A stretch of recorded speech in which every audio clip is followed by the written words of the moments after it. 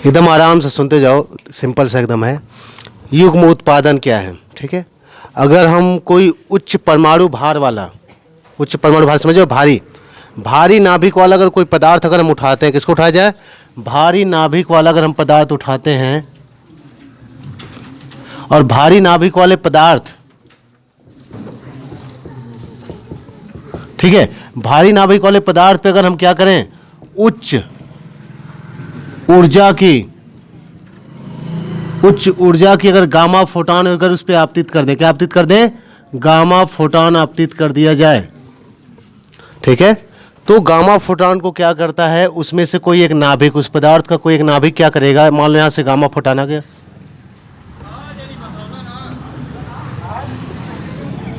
ये हो गया गामा फोटॉन, क्या हो गया, ये हो जाएगा एच न्यू। एच न्यू किसका सिंबल होता है, विद्युत चुंबकीय तरंग का ना। ये हो गया गामा फोटॉन। अगर इस पे आपतित कर दिया हमने तो नाभिक के द्वारा क्या किया जाता है, ये हमारा अवशोषित हो जाता है। नाभिक को क्या करेगा, ये अवशोषित कर लेगा यहाँ पर, और इसको अवशोषित करने के पश्चात यहाँ पे हमने क्या बताया, यहाँ से दो कण निकलते हैं। क्या निकलते हैं, यहाँ से दो कण निकलते हैं नाभिक से। जैसे यहाँ नाभिक ने क्या किया, गामा फोटॉन को अवशोषित कर लिया, उसके बाद यहाँ से क्या होता है, इसमें से दो कण निकलते हैं। एक हमारा निकलेगा इलेक्ट्रॉन और एक निकलता है पॉजिट्रॉन निकलता है। एक निकलेगा इलेक्ट्रॉन, एक निकलता है पॉजिट्रॉन, ठीक है। ये होता है हमारा -E, इसका आवेश होता है +E। इसी घटना को कहते हैं युग्म उत्पादन, ठीक है। एक बार शॉर्टकट में तुम सुन लो आसान सा, ठीक है। जब उच्च ऊर्जा का गामा फोटॉन किसी भारी नाभिक वाले पदार्थ पर टकराता है तो किसी नाभिक के द्वारा क्या कर लिया जाता है, अवशोषित कर लिया जाता है, और उसके स्थान पर दो कण उसमें से उत्पन्न हो जाते हैं। नाभिक से क्या होते हैं, दो कण उत्पन्न हो जाते हैं, एक इलेक्ट्रॉन और पॉजिट्रॉन। इसी घटना को क्या कहते हैं, युग्म उत्पादन कहते हैं। उत्पादन मतलब यहाँ उत्पादन हो ही रहा है, युग्म मतलब जोड़ा, क्योंकि ये सेम एकदम कण है। द्रव्यमान जितना इसका होता है, विराम द्रव्यमान 9.1 × 10⁻³ kg इसका भी होता है, इसका भी विराम द्रव्यमान उतना ही होता है, बस विपरीत चिन्ह के, इसलिए इनको जोड़ा कहते हैं, युग्म। समझ में आ गया एकदम सिंपल सा, ठीक है।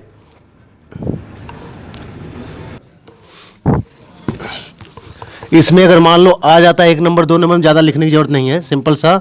हमने क्या कहा, जब हम क्या करते हैं, कोई उच्च ऊर्जा का गामा किरण फोटॉन लेंगे, क्या लेंगे, उच्च ऊर्जा का गामा किरण फोटॉन, किस पे टकराएगा, भारी नाभिक पे। किस पे टकराएगा, भारी नाभिक। मान लो नाभिक हो गया जड़ही, ये हो गया हमारा भारी नाभिक। भारी नाभिक पे ये हो गया हमारा एच न्यू, ये हो गया गामा फोटॉन। फिगर बना दोगे सिंपल सा। जैसे ही क्या होता है, उच्च ऊर्जा का क्या हो गया हमारा, कोई गामा किरण फोटॉन हो गया, या भारी नाभिक के किसी पदार्थ से क्या होगा, टकराएगा, तो किसी नाभिक के द्वारा क्या कर लिया जाता है, अवशोषित कर लिया जाता है। ध्यान सुना, अवशोषित कर लिया जाता है, और अवशोषित करते ही उसके स्थान पे क्या होगा, एक इलेक्ट्रॉन, यहाँ सेंटर बनाओ, एक ऐसे बना लो, ऐसे डॉट डॉट, एक इलेक्ट्रॉन और एक किसी एंगल बना लो, एक इलेक्ट्रॉन मान लो, एक और एक पॉजिट्रॉन की यहाँ क्या होती है, उत्पत्ति हो जाती है। मान लो पॉजिट्रॉन है, तो यहाँ पर जानते हो इलेक्ट्रॉन का सिंबल क्या होता है, मान लो इलेक्ट्रॉन हो गया, ये हो गया हमारा इलेक्ट्रॉन। इलेक्ट्रॉन को हम दिखाते हैं B-1 0 से, ठीक है। तो ये क्या हो जाएगा, +1, ये हो गया हमारा पॉजिट्रॉन। क्या हो गया, पॉजिट्रॉन। तो एक पॉजिट्रॉन और एक इलेक्ट्रॉन की क्या होती है, उत्पत्ति हो जाती है। इसी घटना को हम लोग क्या कहते हैं, युग्म उत्पादन। ऐसे फिगर बना दो, एकदम सिंपल सा है, ठीक है। और समीकरण क्या लिखोगे, हमने क्या दिया इसको, एच न्यू। क्या दिया हमने उसको, एच न्यू। एच न्यू मतलब गामा फोटॉन दे दिया हमने। अरे फोटॉन को एच न्यू से दिखाओगे, चाहे कोई भी हो, एच न्यू हो गया, हमने दिया इसको। उसके बदले में हमने ऊर्जा दी, पर इसने क्या कर दिया, उसको किस में कन्वर्ट कर दिया, द्रव्य में। किस में कन्वर्ट कर दिया, द्रव्य में कन्वर्ट कर दिया। यानी यहाँ में दो द्रव्यमान मिलेंगे, एक मिलेगा यहाँ पर प्लस वाला पहले लिख लो मान लो, और माइनस वाला एक बाद में लिख लो। अच्छा माइनस वाला पहले लिख लेना। दो कण मिलेंगे, ये कौन सा कण है, ये है पॉजिट्रॉन। ये हो गया हमारा समीकरण, पॉजिट्रॉन और ये हो गया हमारा इलेक्ट्रॉन हो गया, बस। ठीक है, इनके द्रव्यमान क्या होते हैं, दोनों का विराम द्रव्यमान क्या होगा, दोनों का विराम द्रव्यमान, विराम द्रव्यमान, दोनों का विराम द्रव्यमान 9.1 गुणे 10 की पावर -31 kg होगा, बस।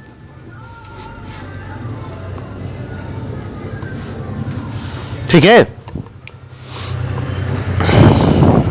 इतना अगर लिख दोगे तो ठीक है, बात समझ नहीं आई। अब अगर रही बात, इसमें फिगर बना लो, ये वाला सिंपल सा परिभाषा इसके बारे में हो गई, परिभाषा समझ में आ गई ना। सिंपल सा फिगर बनाओ, ये हमारा कोई भारी नाभिक हो गया, प्लस जेड ई का मतलब जानते हो जेड क्या है, परमाणु क्रमांक है। उसके बाद यहाँ से हमने क्या कर दिया, गामा फोटान, फोटान का सिंबल ही होता है एच न्यू, गामा फोटान हमने लिख दिया। ये इसमें से प्रवेश करेगा, इधर से दो कण हमारे निकल जाएंगे, एक पॉजिट्रॉन और एक इलेक्ट्रॉन। इलेक्ट्रॉन का सिंबल पहले भी हम लोग पढ़े हैं, ठीक है। ये होता है -1 बीटा 0, जिसका मतलब क्या है कि यहाँ से एक ऋण आवेश पाया जाता है इसमें, ठीक है। और यहाँ से देखो, इस वजह से यहाँ परमाणु क्रमांक में कोई प्रभाव नहीं पड़ेगा। इसके निकलने से क्या होता है, परमाणु क्रमांक हमारा 1 बढ़ जाता है, और इसके निकलने से क्या होगा, 1 घट जाएगा, 1 + 1 माइनस, तो यहाँ आवेश पे कोई प्रभाव ही नहीं पड़ेगा। और रही बात द्रव्यमान की, तो द्रव्यमान पहले ही ले लिया गया 0, इनका द्रव्यमान पे कोई प्रभाव नहीं पड़ेगा। असल में यहाँ जो ऊर्जा दिया है हमने, वही ऊर्जा किस में बदल गई, द्रव्य में परिवर्तित हो गई। अगर यहाँ हम चाहें तो जानकारी के लिए एक्स्ट्रा हम यहाँ थोड़ा सा बात बता दे रहे हैं, बाकी तुम युग्म उत्पादन में इतना ही लिखोगे, लिख के फिगर बना लो, इस समीकरण लिख दो, बस इतना हो गया। समझना गई नहीं, आगे नहीं आ गया। बाकी जानकारी के लिए मान लो हम ये चेक करना चाहें कि यहाँ समतुल्य ऊर्जा कितनी है कि नहीं है, देख लेते हैं। एक इलेक्ट्रॉन यहाँ है, एक पॉजिट्रॉन है, दोनों के द्रव्यमान क्या है, बराबर होता है। तो आइंस्टीन से अगर ऊर्जा निकाला जाए इसमें, आइंस्टीन के समीकरण हम जानते हैं ना, आइंस्टीन का सापेक्षता का समीकरण, आइंस्टीन के द्रव्यमान ऊर्जा संबंध से या समीकरण से, द्रव्यमान ऊर्जा समीकरण से इलेक्ट्रॉन के तुल्य ऊर्जा, इलेक्ट्रॉन के तुल्य ऊर्जा, थोड़ा सा देख लेते हैं तुल्य ऊर्जा। असल में मान लिया अगर ये ई ऊर्जा है मान लो, तो इलेक्ट्रॉन का द्रव्यमान कितना है यहाँ पे, इलेक्ट्रॉन कितनी ऊर्जा के बराबर है, एक इलेक्ट्रॉन का हम जानते होता है delta M into c²। Electron का द्रव्यमान कितना है, 9.1 गुणे 10⁻31 kg है कि नहीं है, गुणे इसका प्रकाश की चाल कितना हो जाएगी, 3 × 10⁸, वर्ग कर दो, 9 × 10 कितना हो जाएगा, 16। यह टोटल मिला के इतना हो गया जूल में, किस में हो गया, जूल में हो गया।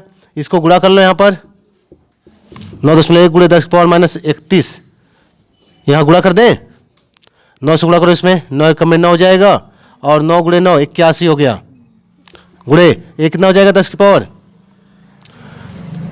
-31 और 16 32 -15 हो गया, ये जूल हो गया। अगर इसमें हम लोग इलेक्ट्रॉन से भाग कर दें, तो 6 × 10 की पावर -19 से क्या कर दिया जाए, भाग कर दिया जाए, ये जूल में किस में बदल जाएगा, तुरंत इलेक्ट्रॉन वोल्ट में, किस में बदलेगा, इलेक्ट्रॉन वोल्ट में बदल जाएगा। तब देखो कितना मिलेगा इसमें, ठीक है। यहाँ हम चाहें तो लिख सकते हैं इसको 10 से ऊपर नीचे गुणा करो, ये हो जाएगा 819/16 हो गया कि नहीं हो गया, हो गया ना। और गुणे यहाँ 10⁻−19 ऊपर जाएगा तो +19 कितना हो गया है, 10 की पावर ये +19 हो जाएगा ना, +19 इसमें से घटा दो, 10 पावर कितना हो गया, 4 हो गया। कितना आ गया ये ईवी, इलेक्ट्रॉन वोल्ट। यहाँ कितना हो जाएगा, ये हो जाएगा 1685 हो जाएगा,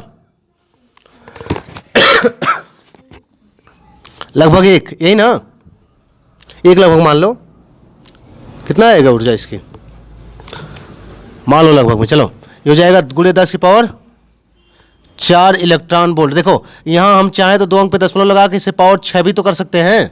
अगर पावर 6 कर देंगे तो इसे हम लिख सकते हैं, पावर 6 को क्या लिखते हैं, मिलियन या मेगा लिखा जाता है, तो उस समय ऊर्जा हो जाएगी इसकी 0.51 मेगा इलेक्ट्रॉन वोल्ट। यानी असल में एक द्रव्यमान, एक इलेक्ट्रॉन का जो द्रव्यमान है, इतना ही द्रव्यमान, यह किसने के बराबर है, ये हो गया हमारा 0.51 मेगा इलेक्ट्रॉन वोल्ट के बराबर हो गया। तो बताओ दोनों मिलकर कितना हो गया, इसी का 2 गुना, जितना ये है, जितना हमारा इलेक्ट्रॉन उतना क्या है, पॉजिट्रॉन भी है। तो दोनों का द्रव्यमान मिलकर जो कुल ऊर्जा होगी, वह कुल ऊर्जा हो जाती है यहाँ पर 2 गुना कर दो इसका, इतने इलेक्ट्रॉन की ऊर्जा होगी तुल्य द्रव्यमान की, इतना ही पॉजिट्रॉन की होगी, तो हो जाएगा कितना है, ये हो जाएगा हमारा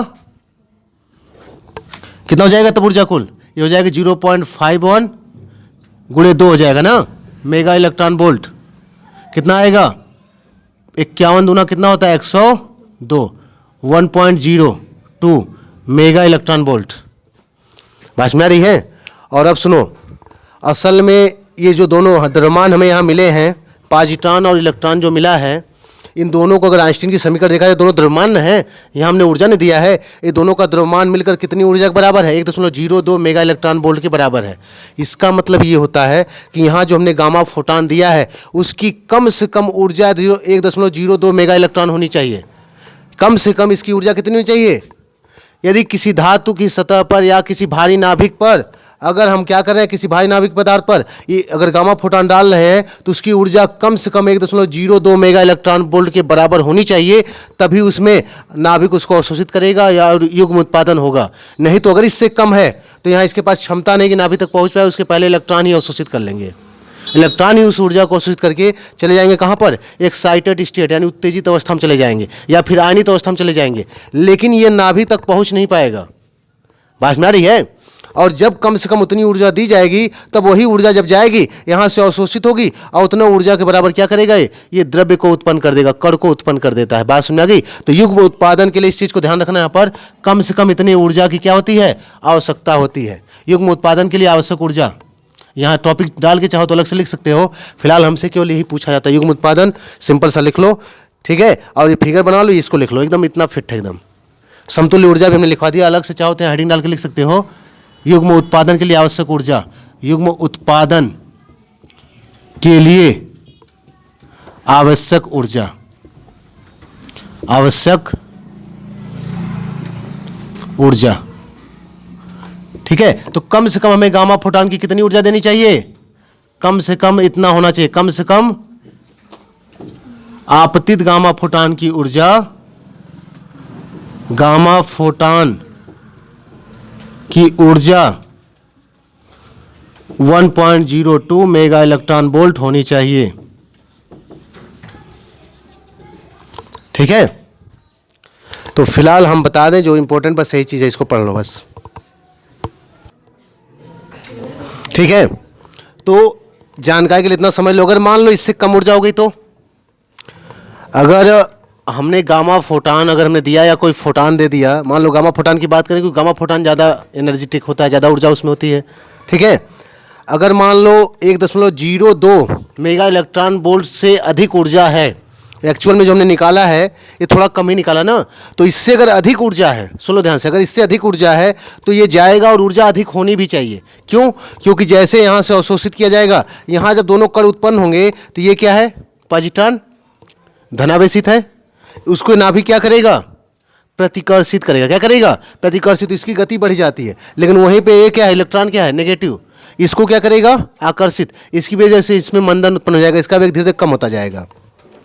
अगर मान लो इसकी ऊर्जा को हमने इससे कम कर दिया, इससे क्या कम कर दिया, इससे क्या कर दिया ऊर्जा को 1.02 मेगा इलेक्ट्रॉन वोल्ट से अगर ऊर्जा को हमने कम कर दिया तो यहाँ पे कौन सी घटना घटेगी, नाभिक तक ऊर्जा नहीं पहुँचेगी।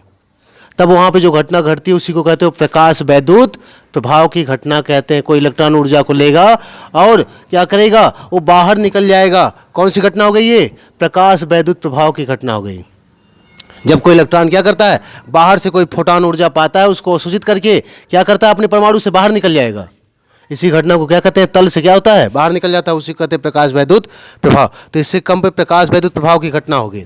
देख लो, युग्म विनाश, एक एक लाइन का आराम से लिख सकते हो। इनहेरेंट, एनिहेरेंट, हिलेशन,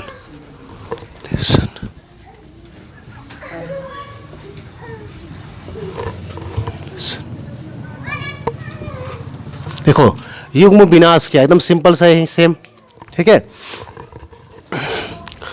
अब इसका उल्टा शुरू करते हैं सिस्टम, एकदम ध्यान से बस सुन लो। इसमें फिगर इसका भी आसान है, फिगर नहीं बनाओगे तभी चलेगा, समीकरण बस समझ लेना, ठीक है। जब क्या करते हैं, एक पॉजिट्रॉन को और एक इलेक्ट्रॉन को अत्यंत समीप लाया जाता है। क्या करते हैं? अत्यंत क्या लाएंगे इसको? अत्यंत अगर हम समीप लेके आ जा रहे हैं, मान लो इसे फिगर बनाना तो आसान सा है, ये हमने बना दिया क्या, बीटा 0 - 1। ये क्या हो गया? ये क्या हो गया हमारा? इलेक्ट्रॉन। और ये क्या हो गया हमारा? ये मान लो हमने बना दिया बीटा 0 + 1। किसी को बना सकते हो +1 - 1। ये हमारा क्या हो गया? इलेक्ट्रॉन। और ये क्या हो गया? पॉजिट्रॉन। ठीक है। जब एक इलेक्ट्रॉन और एक पॉजिट्रॉन को क्या किया जाता है? अति समीप लाया जाता है। कहां लाया जाता है? अति समीप लाया जाता है। तो ये परस्पर संयोग करके क्या करते हैं? ये एक दूसरे का पूर्णतः विनाश कर देंगे। क्या करेंगे? एक दूसरे का पूर्णतः विनाश कर देंगे। यही अब क्रिया उल्टी हो जाएगी तब।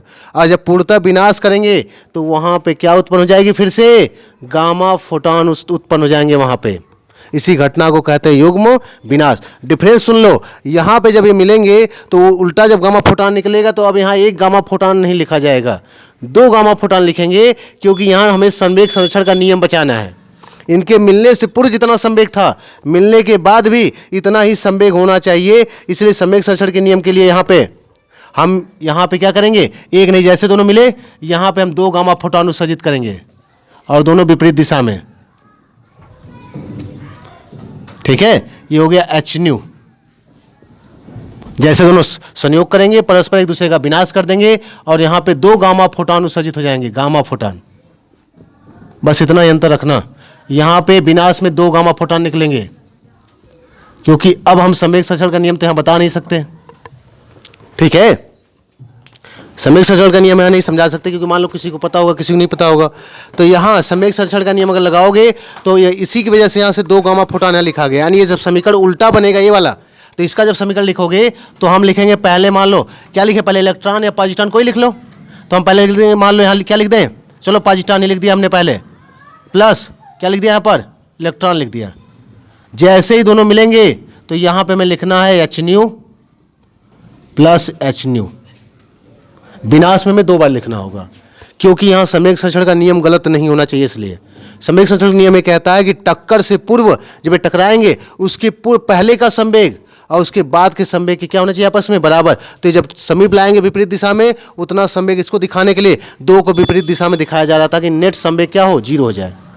अगर मान लो एक ही गामा फोटॉन दिखाएंगे तो एक दिशा में दिखाएंगे, और जब एक दिशा में दिखाएंगे तो एक दिशा में क्या निकलेगा, एक दिशा में हमें एक अलग से वेग मिल जाएगा। उस तरह नेट संवेग क्या मिलेगा, विपरीत दिशाओं से 0 मिलता है। तो ज़्यादा दिमाग मत लगाओ। मान लो संवेग संरक्षण नियम जानते हो तो ठीक है, नहीं तो सिंपल सुन लो।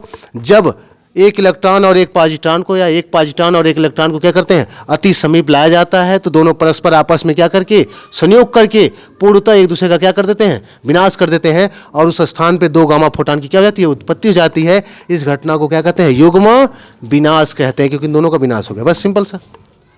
और समीकरण लिखना है, फिगर बनाना हो तो ये बना सकते हो, सिंपल सा। और अगर समीकरण लिखना हो तो देखो, ये हो गया हमारा पॉजिट्रॉन। हम नीचे मिटा रहे हैं, एक पॉजिट्रॉन उठा लो और एक इलेक्ट्रॉन। ये हो गया हमारा पॉजिट्रॉन, ये हो गया पॉजिट्रॉन। और प्लस हमने क्या ला के मिला दिया, इसमें इलेक्ट्रॉन मिला दिया, मिलाया नहीं, एक दूसरे के परस्पर समीप ला के रख दिया, इलेक्ट्रॉन हो गया। ये इक्वल टू हमारा क्या हो जाएगा, hν + hν। ये गामा फोटॉन हो गए, गामा फोटॉन, 2 गामा फोटॉन हो जाएगा।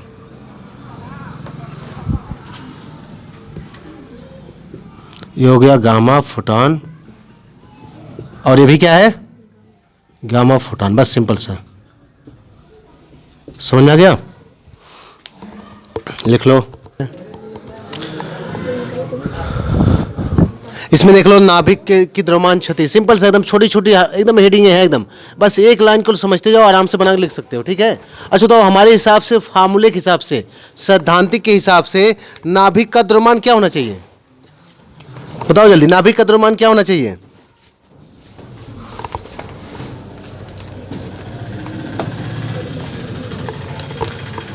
नाभिक का द्रव्यमान क्या होना चाहिए? न्यूक्लियानों का द्रव्यमान ही होना चाहिए ना, न्यूक्लियानों का द्रव्यमान क्या होना चाहिए हमारे हिसाब से? जो न्यूक्लियान है उसी का द्रव्यमान ही क्या है, नाभिक का द्रव्यमान है। हाँ, सिद्धांत के हिसाब से, थियरी के हिसाब से न्यूक्लियन मतलब क्या होता है? प्रोटॉनों का द्रव्यमान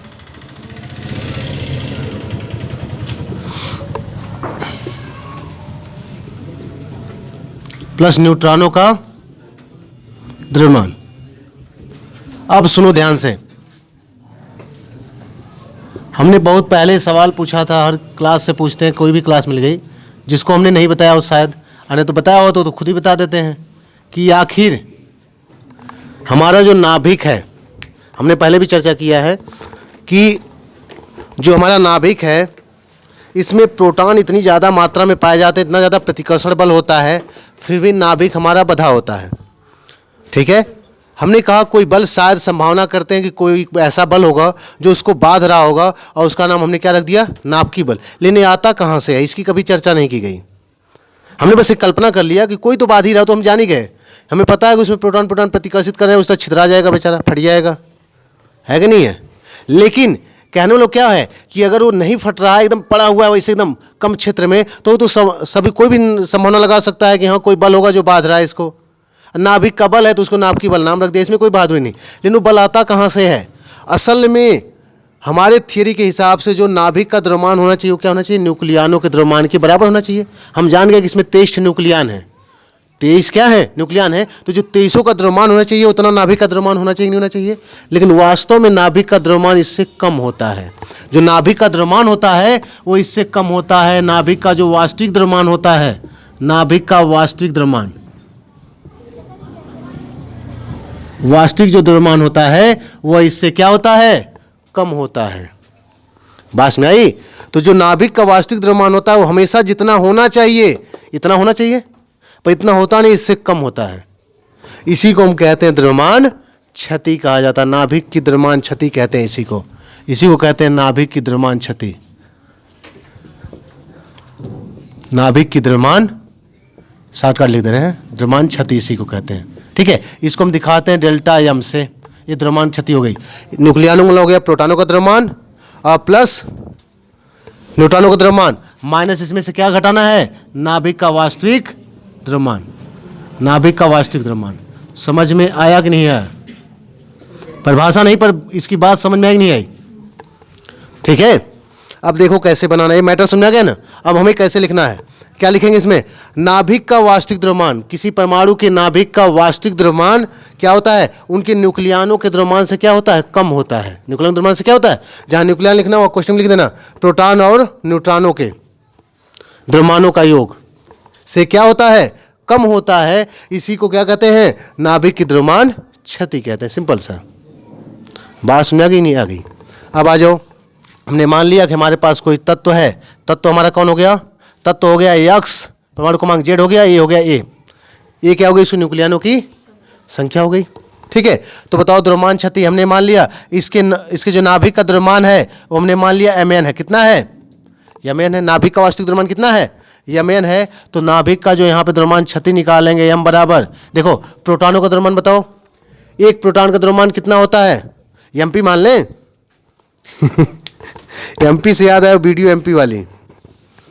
ठीक है, चलो हमने मान लिया प्रोटॉन का द्रव्यमान हो गया mp, और न्यूट्रॉन का द्रव्यमान क्या मान लें, mn मान लें, और नाभिक का द्रव्यमान मान लिया हमने कैपिटल N से।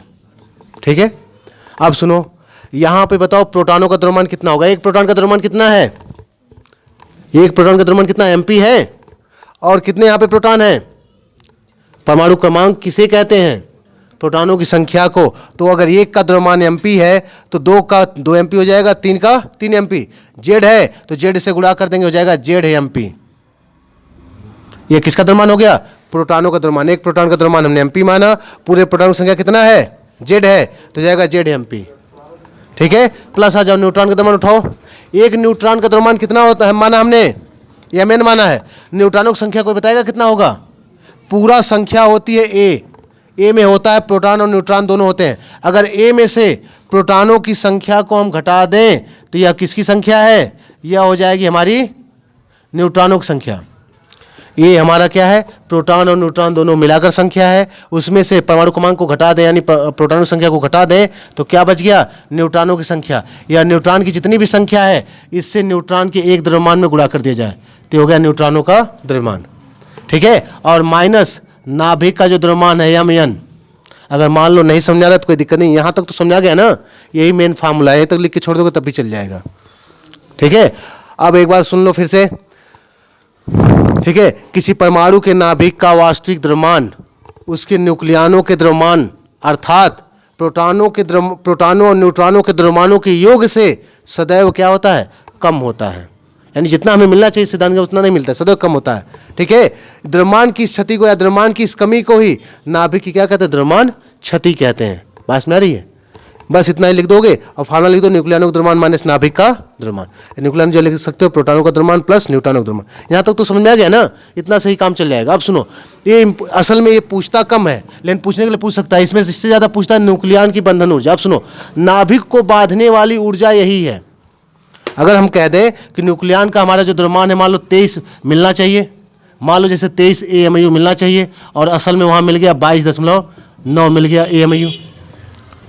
ठीक है, सुना ध्यान से, गणना के हिसाब से 23 AMU मिलना चाहिए और वहाँ कितना मिल गया, 22.9 मिल गया। इसको द्रव्यमान में कमी हुई, द्रव्यमान में कमी हुई कि नहीं? यह जो कमी हमारी है, यही कमी क्या करती है, ये जो कमी है, यही कमी जो द्रव्यमान में हो रही है, क्षति जो हो रही है, यही ऊर्जा के रूप में नाभिक को बांध के रखती है। किसको बांध के रखती है? नाभिक को। यानी नाभिक को जो बांधने वाला नाभिकीय बल उत्पन्न हो रहा है, जो नाभिक को जो बल बांध रहा है वो कहाँ से उत्पन्न हुआ है? असल में नाभिक के अंदर ही कणों का विनाश हो रहा है, उसका कुछ द्रव्यमान में क्षति हो जा रही है। जब नाभिक के कण मिलकर एकत्रित हो रहे हैं तो उसका जो असल द्रव्यमान वास्तविक में होना चाहिए, वो जो वास्तविक द्रव्यमान है जो इतना होना चाहिए उससे क्या है, कम है। यानी कुछ द्रव्यमान की क्या हो जाती है, उसमें क्षति हो जाती है। वही क्षति ऊर्जा के रूप में उसको नाभिक को क्या करती है, बांध के रखती है। नाभिक को क्या करती है, यही बांध के रखती है। और बाद में जो हमें नाभिक विखंडन कराना होता है, नाभिक को जब तोड़ना होता है तो इसी ऊर्जा से हमें प्रहार करना होता है, तब जाके वो टूटेगा। क्योंकि जितनी ऊर्जा ने उसको बांध के रखा है, तोड़ने के लिए भी हमें क्या चाहिए, उतनी ही ऊर्जा की आवश्यकता होगी। जिस ऊर्जा से, अब इसे मान लो दीवार है, जितनी मजबूती से बंधी है उतना मजबूती से प्रहार करेंगे कम से कम, तब जाके टूटेगा। समझ में आ रही? तो ये जो ऊर्जा, यही जो द्रव्यमान क्षति हो रही है, यही नाभिक को बांध के रखती है। और किसी नाभिक को तोड़ने के लिए हमें बाहर से यही ऊर्जा देनी पड़ती है, तब जाके हमारा नाभिक हमारा टूटता है। उसको बंधन ऊर्जा भी कहा जाता है। ये द्रव्यमान क्षति जो हो रही है, यही कन्वर्ट हो जाती है बंधन ऊर्जा में, यानी उसको बांधने वाली ऊर्जा बन जाती है। नाभिक को बांधने वाली क्या बन जाती है, ऊर्जा, उसी को कहते हैं बंधन ऊर्जा। ठीक है, तो इसमें सिंपल सा लिख लो,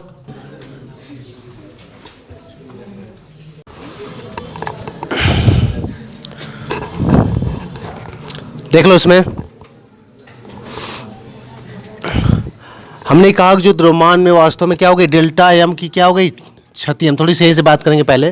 ठीक है, हमने मान लिया कोई नाभिक है, उसमें द्रव्यमान क्षति क्या हो गई, डेल्टा एम। यानी असल में जितना द्रव्यमान उसका होना चाहिए उससे डेल्टा एम द्रव्यमान में क्या हो गई, कमी। यह कहाँ गई? आइंस्टीन के सापेक्ष ऊर्जा सिद्धांत के हिसाब से देखोगे तो जो द्रव्यमान है वो किसमें बदल गया, ऊर्जा में। जब किसी द्रव्यमान की क्षति होती है तो द्रव्यमान नष्ट होता है तो वो किसमें बदलेगा, ऊर्जा में। क्योंकि कुल निकाय की जो द्रव्यमान और ऊर्जा होती है हमेशा क्या रहती है, कांस्टेंट रहती है, टोटल। तो द्रव्यमान अगर कहीं कम हो रहा है तो ऊर्जा में बदलेगा, ऊर्जा कम हो रही है तो किसमें बदलेगी, द्रव्यमान में। तो यहाँ पर द्रव्यमान में जो नुकसान हुआ है डेल्टा एम, यह किसमें बदलेगा, इंटू c² से गुणा कर देंगे, इतनी ऊर्जा में परिवर्तित हो जाएगा। ठीक है, अगर किसी नाभिक में इतना द्रव्यमान नष्ट हो गया, असल में इतना है ही नहीं, नष्ट हो गया, इसका मतलब किसमें बदल गया, ऊर्जा में बदल गया। और यही ऊर्जा जो होती है वह बंधन ऊर्जा का काम करती है, नाभिक को बांध के रखती है। नाभिक को क्या करती है, बांध कर रखती है। यही होती है। अगर द्रव्यमान क्षति किसी नाभिक की डेल्टा एम है तो उसकी बंधन ऊर्जा यानी उसको बांधने वाली ऊर्जा यही है। यही द्रव्यमान नष्ट होकर आइंस्टीन के समीकरण के हिसाब से डेल्टा एम गुणे c² यही ऊर्जा में बदल गया है और इसी ऊर्जा ने नाभिक को बांध के रखा है। इसी को कहते हैं बंधन ऊर्जा। पास में आई? तो ये दोनों में संबंध के दृष्टिकोण से हो गया, दोनों में तुल्यता, दोनों एक दूसरे के तुल्य हैं। द्रव्यमान ऊर्जा, जो द्रव्यमान क्षति है वह बंधन ऊर्जा की क्या है, तुल्य है, यानी एक तरह से उसके बराबर है। ठीक है, ये बात समझ नहीं आई? अब सुनो, मान लो द्रव्यमान क्षति हो गई, हमारा जो द्रव्यमान था इसमें जितना होना चाहिए उससे कुछ कम हो गया। अब जो ऊर्जा उत्पन्न हुई है क्या करेगी, नाभिक को बांध के रखती है। ठीक है, तो अब अगर हम बाहर से हम इसको अगर तोड़ते हैं तो तोड़ने के लिए हमें कम से कम उतनी ऊर्जा देनी पड़ेगी, नहीं देनी पड़ेगी? ठीक है, तो हम बंधन ऊर्जा की परिभाषा इसको अलग करने से देंगे। ठीक है, बात समझ आ रही है? अगर हम किसी नाभिक को कम से कम इतनी ऊर्जा दे दें कम से कम इतनी ऊर्जा दे दें कि इसके अंदर जितना भी न्यूक्लियन है, न्यूक्लियन मतलब जितने भी प्रोटॉन न्यूट्रॉन है, यह एक दूसरे से अनंत दूरी तक चले जाएं, यानी वो आपस में जुड़कर नाभिक फिर बना ही ना पाए, तब माना जाएगा कि हमने इसको पूरी तरह विखंडित कर दिया है। पूरी तरह इसको क्या कर दिया, नाभिक को हमने सब, इसकी जितनी ऊर्जा थी इसको हमने पूरा तोड़ दिया इसको। तब बात में आ रही है? तो किसी नाभिक में उपस्थित न्यूक्लियनों यानी वही प्रोटॉनों और न्यूट्रॉनों को प्रत्येक को क्या किया जाए, अनंत दूरी तक क्या करने के लिए, अलग करने के लिए, अनंत दूरी तक क्या करने के लिए, अलग करने के लिए, यानी इसको विखंडित करने के लिए जिस न्यूनतम ऊर्जा की आवश्यकता होती है उसी को क्या कहते हैं, बंधन ऊर्जा कहते हैं। क्या कहते हैं उसको, बंधन ऊर्जा कहते हैं, क्योंकि उसी उतनी ही ऊर्जा ने उसको बांध के रखा था। अगर हमने बाहर से दे दिया तो ऊर्जा क्या होगी, बंधन ऊर्जा समाप्त हो जाएगी और फिर से वो कहाँ चले जाएंगे, अनंत पे एक दूसरे से प्रतिकर्षित हो गए, यहाँ तक कि उसमें न्यूट्रॉन भी नहीं बचेगा, सब चले जाएंगे। समझ में आ गया नहीं है? एक बार फिर से सुन लो, यह दोनों में संबंध समझ में आ गया। जो हमारा नाभिक में द्रव्यमान की क्षति होती है वही क्षति नाभिक में ऊर्जा के रूप में परिवर्तित हो जाती है, जो नाभिक को बांधती है, अर्थात यही बंधन ऊर्जा का काम करती है, उसको बांधने की ऊर्जा का काम करती है। अब आते हैं, अगर इसको हमें अलग करना है, इसके न्यूक्लियनों को, इसके प्रोटॉनों को सभी को पृथक पृथक कर देना है, कोई पास न, यानी जब भी एक प्रोटॉन और एक न्यूट्रॉन भी मिल गया तब भी वो नाभिक बना लिया, नहीं बना लिया, दो न्यूक्लियन हो गए ना, तो एकदम कोई नहीं रहना चाहिए। तो इसको कम से कम हम इतनी ऊर्जा दे दें, किसी नाभिक के प्रोटॉनों और न्यूट्रॉनों को पृथक पृथक करने के लिए, कहाँ तक, अनंत तक, अनंत तक पृथक पृथक करने के लिए आवश्यक जो न्यूनतम ऊर्जा होती है उसी को क्या कहते हैं, नाभिक की बंधन ऊर्जा कहते हैं। ठीक है, या यहां से शुरू करो, आवश्यक वह न्यूनतम ऊर्जा जो किसी नाभिक के सभी न्यूक्लियनों को, प्रत्येक न्यूक्लियनों को यानी प्रत्येक प्रोटॉन और न्यूट्रॉनों को अनंत तक पृथक करने के लिए पर्याप्त होती है, उसे क्या कहते हैं, नाभिक की बंधन ऊर्जा कहते हैं। ठीक है, ठीक है, किसी नाभिक के सभी न्यूक्लियनों या वही हम कह सकते हैं सभी प्रोटॉनों और न्यूट्रॉनों को, ठीक है, क्या करना हमें, सभी प्रोटॉन न्यूट्रॉनों को इसी नाभिक से कहाँ तक, अनंत तक, इस नाभिक से कहाँ तक, अनंत तक पृथक पृथक करने के लिए, यानी कहीं जाकर बीच में मिल न जाए। यहाँ नाभिक से लेकर, जिस नाभिक का करना, इस नाभिक से लेकर अनंत तक क्या करने के लिए, पृथक पृथक करने के लिए जितनी न्यूनतम ऊर्जा की आवश्यकता होती है उसे हम लोग क्या कहते हैं, नाभिक की बंधन ऊर्जा कहते हैं। कभी फार्मूला नहीं पूछा, अगर पूछता तो यही दिखा दोगे, यदि उसकी द्रव्यमान क्षति क्या हो, डेल्टा एम हो, तो नाभिक की बंधन ऊर्जा क्या हो जाएगी, बराबर डेल्टा एम इंटू सी स्क्वायर होगी। ठीक है, क्या होगी, डेल्टा एम इंटू सी स्क्वायर हो जाएगा अगर पूछा जाता है तो। इसमें देखो मैं बता दूं, बंधन ऊर्जा से ज़्यादा हमसे पूछा जाता है बंधन ऊर्जा प्रति न्यूक्लियन, क्योंकि वो जानता है कि अगर बंधन ऊर्जा अगर प्रति न्यूक्लियन जानते हो तो ये भी जानते हो। ठीक है, प्रति न्यूक्लियन क्या होता है, यह देखो जो बंधन ऊर्जा है यह किसके लिए है, यह पूरे न्यूक्लियनों के लिए, किसके लिए है, पूरे न्यूक्लियनों के लिए। तो अगर किसी नाभिक की बंधन ऊर्जा में, सुना बात ध्यान से, किसी नाभिक की बंधन ऊर्जा, जैसे मान लो ये नाभिक हमारे पास है, मान लो इसमें हमारे कण हो गए 50, कितने न्यूक्लियन हो गए, 50 हो गए, 50 प्रोटॉन और न्यूट्रॉन दोनों मिलाकर हो गए। ठीक है, जैसे सपोज कर लो, मान लो इसकी बंधन ऊर्जा हमारी हो गई 100 मेगा इलेक्ट्रॉन वोल्ट हो गई, मान लो इसकी बंधन ऊर्जा कितनी हो गई, 100 मेगा इलेक्ट्रॉन वोल्ट हो गई। तो ये बंधन ऊर्जा पूरे 50 कण के लिए है ना। अगर एक न्यूक्लियन पे निकालना हो तो बंधन ऊर्जा पर न्यूक्लियन निकालना, यानी एक न्यूक्लियन की निकालना हो तो क्या करेंगे, 50 से इसमें भाग करेंगे, नहीं करेंगे, यानी एक न्यूक्लियन पे कितनी ऊर्जा देनी हमें, 2 मेगा इलेक्ट्रॉन वोल्ट की ऊर्जा देनी है कि नहीं है। यानी असल में जैसे वास्तव में ऐसा नहीं होता है, जिसे मान लो पूरा सभी को मिला के 100 मेगा इलेक्ट्रॉन देना है, तो अगर हम अपनी गणना करते हैं, जैसे कुछ गणना ऐसे कर देते हैं, तो हमारे हिसाब से अगर 50 यहाँ पे जब बधे हैं, 50 अगर न्यूक्लियनों के लिए अलग करने के लिए अगर हमें 100 मेगा इलेक्ट्रॉन वोल्ट की ऊर्जा देनी है, इसका मतलब ये है कि एक न्यूक्लियन को अलग करने के लिए कितना देना है, 2 मेगा इलेक्ट्रॉन वोल्ट देना है। तो कैसे पता चला, इसकी जो बंधन ऊर्जा है इसमें हम न्यूक्लियनों की संख्या से क्या कर देंगे, भाग। तो सिंपल सा बंधन ऊर्जा समझ में आ गया, बंधन ऊर्जा समझ में आ गया ना। तो अगर हमसे बंधन ऊर्जा प्रति न्यूक्लियन कहा जाएगा, तो अगर किसी नाभिक की बंधन ऊर्जा में, नाभिक की बंधन ऊर्जा में किससे भाग कर दिया जाए, न्यूक्लियनों की संख्या से क्या कर दिया जाए, भाग कर दिया जाए, यानी न्यूक्लियनों की संख्या का अनुपात ले लें, तो उसे कहते हैं बंधन ऊर्जा प्रति न्यूक्लियन। ठीक है, बंधन ऊर्जा समझ में आ गया। किसी नाभिक में उपस्थित सभी न्यूक्लियनों को नाभिक से अनंत दूरी तक पृथक पृथक करने के लिए आवश्यक न्यूनतम ऊर्जा को क्या कहते हैं, बंधन, नाभिक की बंधन ऊर्जा कहते हैं। और नाभिक की बंधन ऊर्जा तथा न्यूक्लियनों का अनुपात इसमें ले लो, बंधन ऊर्जा हम किसको ले लो साथ में, न्यूक्लियनों का अनुपात ले लो, तो उसे हम क्या कहेंगे, उसे कहते हैं बंधन ऊर्जा प्रति न्यूक्लियन। तो एक लाइन केवल चेंज करके लिख लो उसमें कि नाभिक की बंधन ऊर्जा तथा न्यूक्लियनों का अनुपात नाभिक की बंधन ऊर्जा प्रति न्यूक्लियन कहलाता है।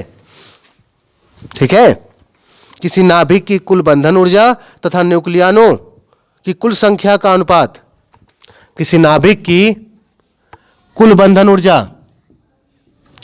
किसी नाभिक की कुल बंधन ऊर्जा तथा कुल न्यूक्लियनों की संख्या का अनुपात, तथा कुल न्यूक्लियनों की संख्या का अनुपात, लाइन चेंज लिखना, कुल न्यूक्लियनों की संख्या का अनुपात उस नाभिक की प्रति न्यूक्लियन बंधन ऊर्जा कहलाती है। उस नाभिक की प्रति न्यूक्लियन बंधन ऊर्जा कहलाती है।